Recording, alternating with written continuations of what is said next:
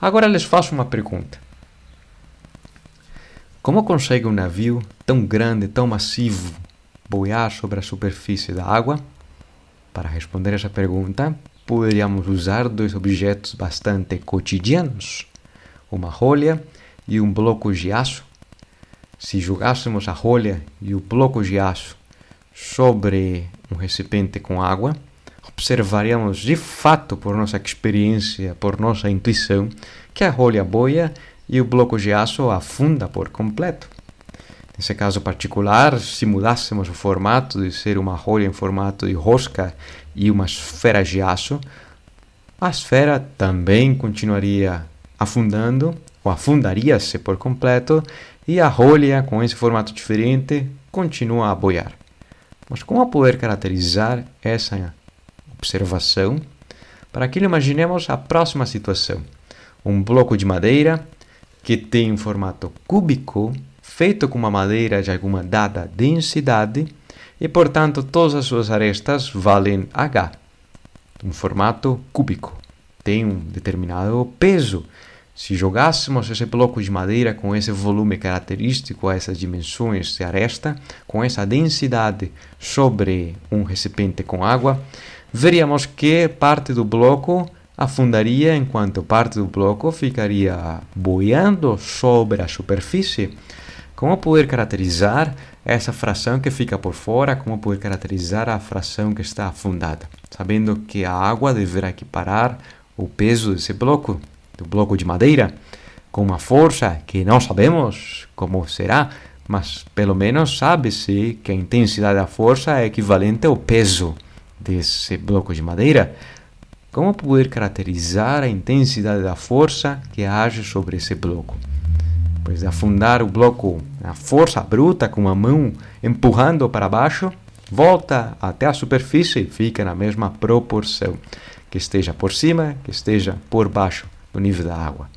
Dada essa dimensão de aresta, como poder caracterizar a fração da sua aresta que está por cima ou por baixo, a fração do seu volume sobre a água ou dentro da água, sabendo que o equilíbrio dinâmico estaria associado à força que faz o fluido para cima na direção vertical y e o peso que age para baixo na direção vertical para baixo, diria-se que há um equilíbrio dinâmico se as duas forças se equiparam entre si, implicando que as duas forças devam ter a mesma intensidade.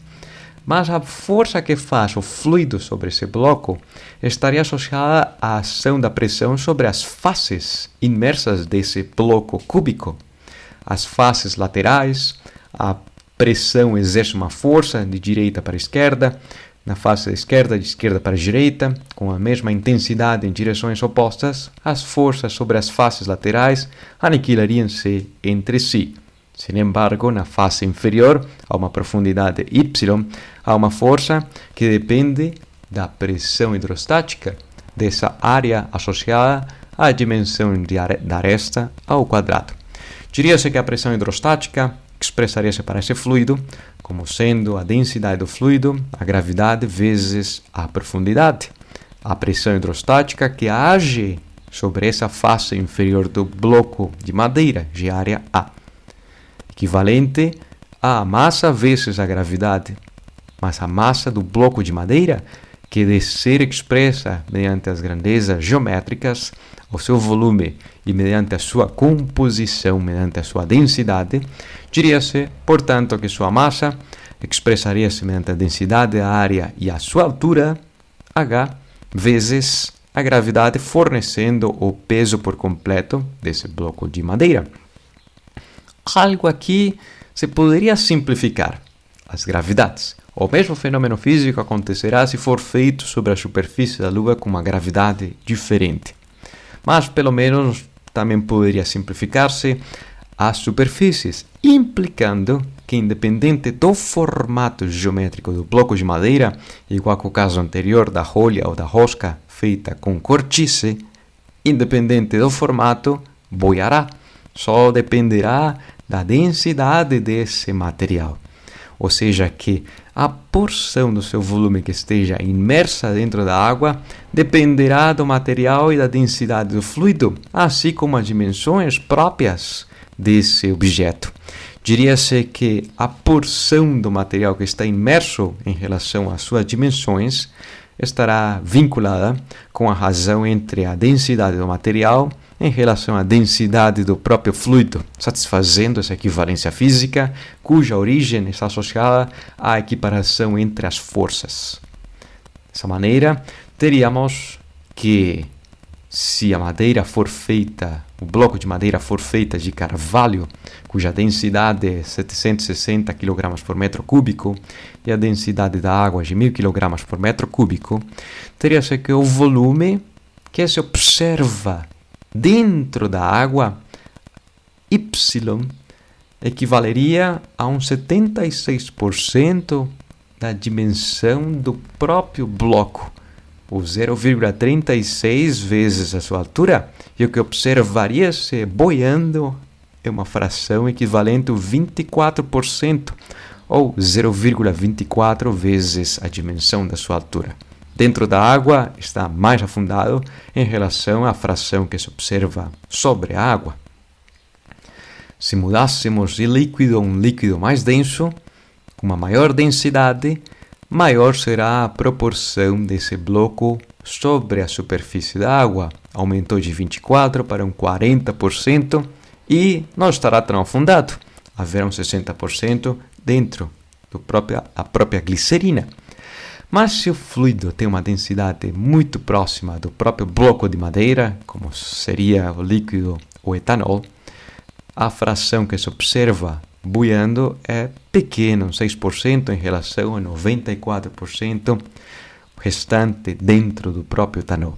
Se tivesse uma informação que seja a razão entre as densidades sempre menor que a unidade, haverá forma de poder observar seja uma fração minúscula ou grande desse bloco de madeira ou desse objeto boiando sobre a superfície do fluido.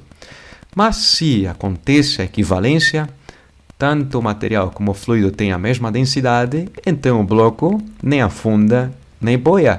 Fica em algum local onde alguma pessoa ou deixe a uma baixa profundidade ou uma profundidade pequena, rasa, próxima à superfície, ficaria se justamente o líquido está em repouso. Isso nos permite determinar facilmente, com base a esse princípio, se os ovos estão bons ou já estão para descartar, estão podres. Pois um ovo bom para consumo é um ovo que afunda por completo, tem uma densidade maior que a da própria água. Se o ovo está podre, gases da decomposição faz que sua densidade diminua, implicando que o ovo que boe é um ovo para ser descartado. Se me faço entender com essa ideia, agora imaginemos, e se o bloco tem uma densidade maior que do fluido, afundando por completo? Qual deveria ser a força que age sobre esse objeto? Pois as rochas afundam dentro de uma lagoa, mas uma pessoa consegue pegar uma rocha e aparentemente está mais leve. Vamos a calcular quanto vale a intensidade da força que faz o fluido sobre esse objeto, sabendo que afundou a sua face superior a uma profundidade y1 e a sua face inferior está a uma profundidade h mais y1, ou seja, y2, e as forças laterais equiparam-se entre si, diríamos que a força-peso que age para baixo é equiparada por uma força que não é o suficientemente intensa associada à profundidade a essa face inferior e uma pressão hidrostática sobre a face superior a menos profundidade. Ou seja, que a força total do sistema para que esse objeto caia, afunde e continue afundando, desse recipiente ser finito, chegaria até o fundo do recipiente.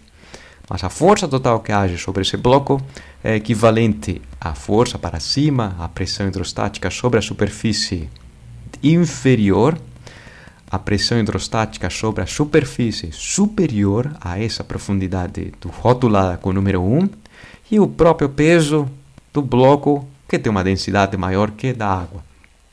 Dessa forma, que poderia expressar-se como as diferenças das pressões que agem sobre as áreas do bloco, equivalente a, menos o peso do próprio bloco de madeira.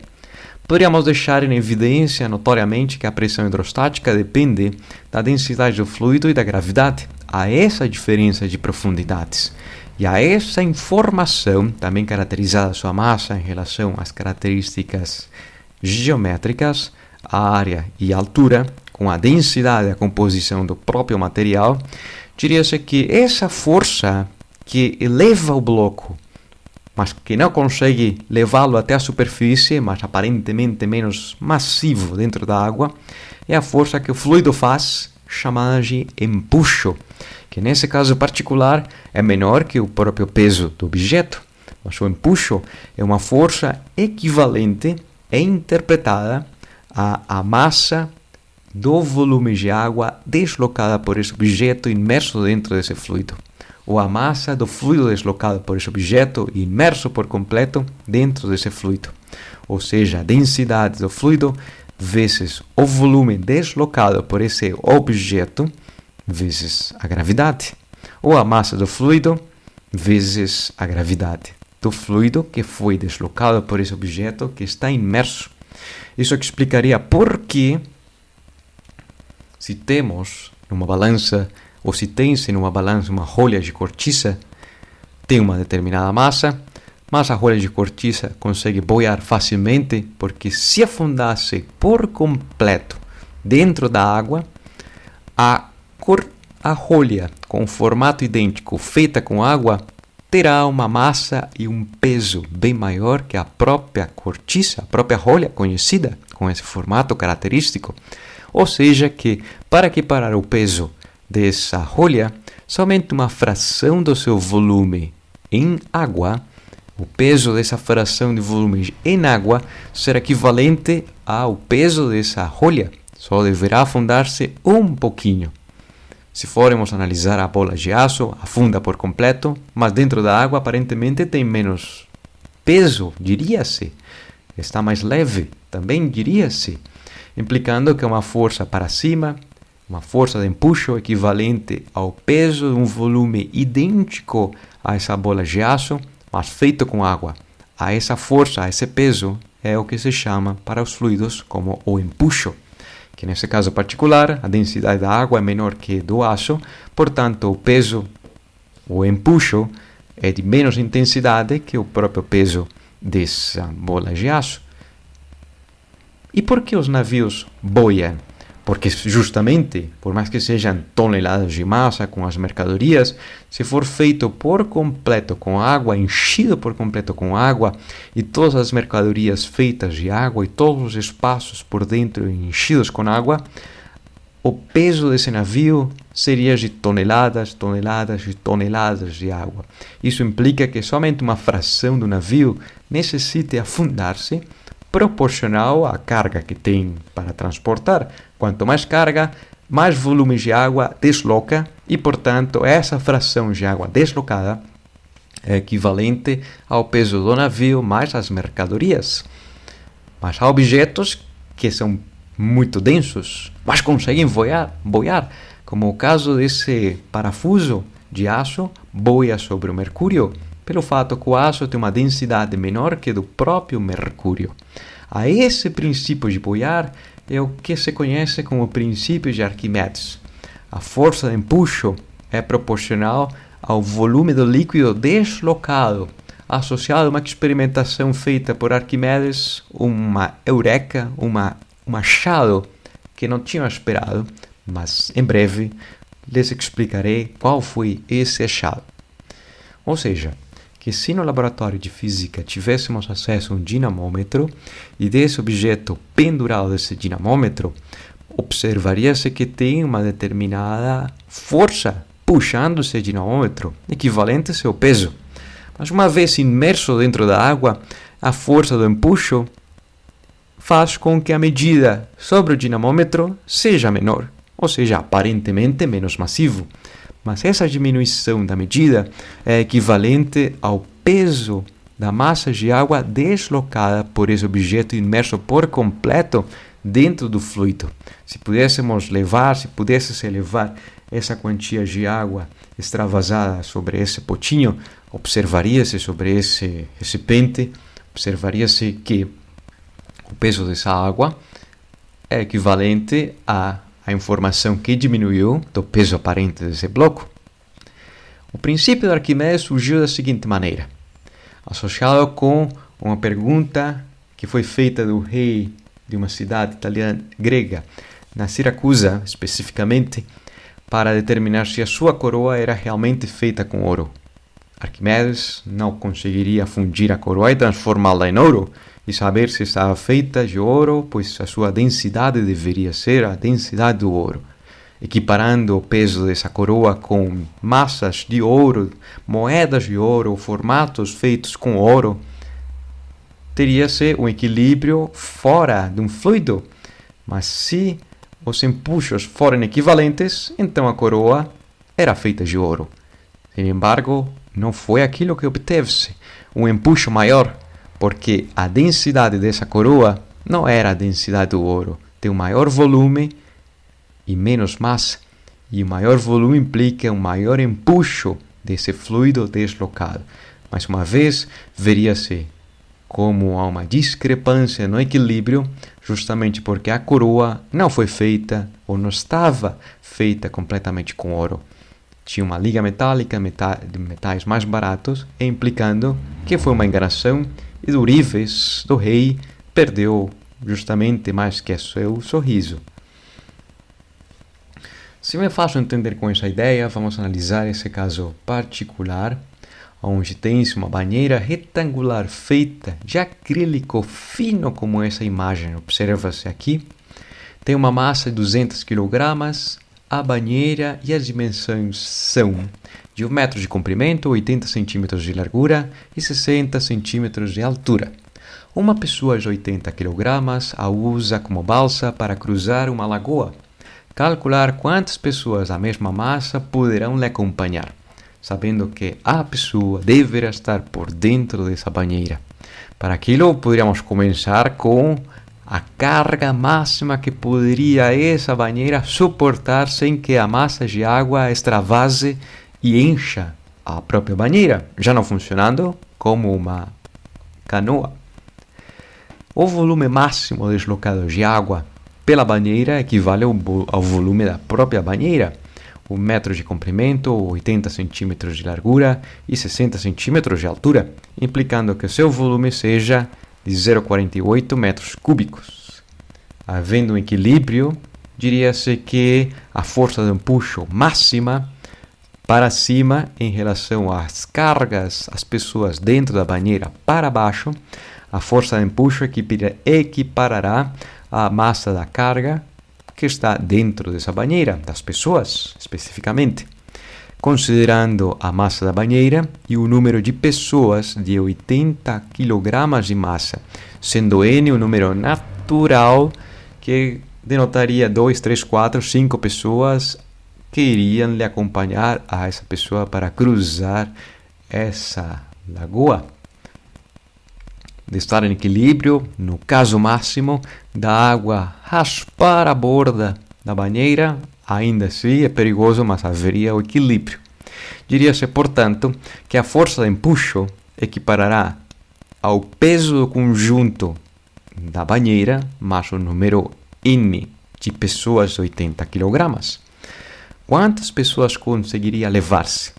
Vamos a determinar a intensidade da força de empuxo, mas sendo essa informação, esse equilíbrio independente por completo da densidade, sendo satisfeita, se pudesse existir uma lagoa na superfície de Marte, sendo satisfeita a mesma condição.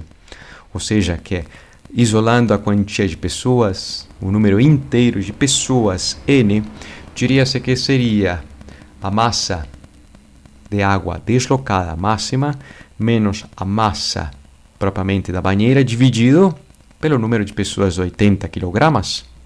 Ou seja, que ao final obtém-se, após simplificar as unidades, quilogramas menos quilogramas divididos por quilogramas, o número adimensional, sem dimensões, implicando que seja 3 pessoas e meia, claro está, uma pessoa não pode mandar a metade do seu corpo, ou seja, que a melhor resposta, por segurança, seria 2 pessoas que lhe poderão acompanhar a essa que já está aqui para fazer a viagem de uma beira da lagoa para a beira oposta. Essa pessoa e mais 2 conseguiriam fazer a viagem.